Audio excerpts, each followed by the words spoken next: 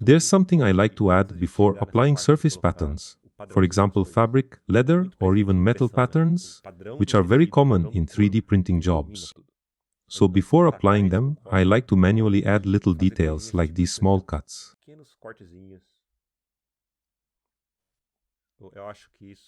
I think it enhances any material, even if it doesn't seem necessary.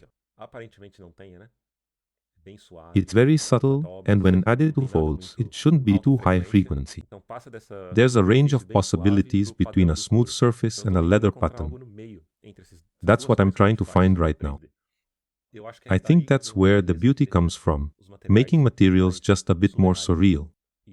Even if it doesn't exist in the real world, I think it adds a beauty that everyone appreciates without knowing why. These small lines can even follow the existing tension lines from the fabric itself. They can be more random or more scattered.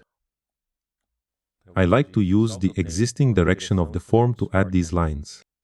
I spend a lot of time on this, it's not quick,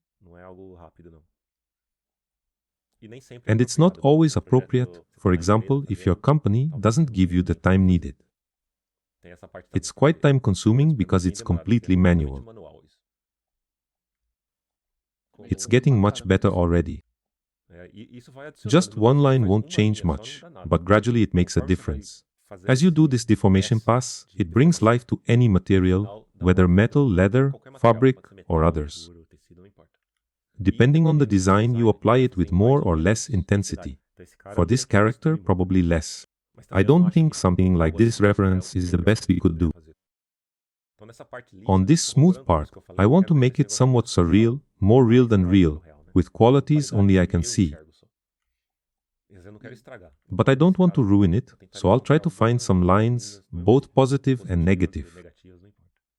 They don't necessarily have come just from tension. It can be anything, but I want to break up this surface.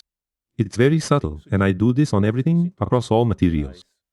In metals, if you look at a beginner's work, you'll notice the problem of perfection in both modeling and rendering. They carry this perfection, which I want to remove. I think these pieces are metal, right? In any case, even if it's a small, perfect piece, I'd slightly break the edges, even if just a little. Everything will get that touch before the detail. I don't leave anything untouched or clean. Everything will have some small distortion. And you can be as obsessed with it as you want, right? You can spend a lot of time in this phase. That's why it's hard to implement in a setting where you're being paid to work. Sometimes there's just no room for it.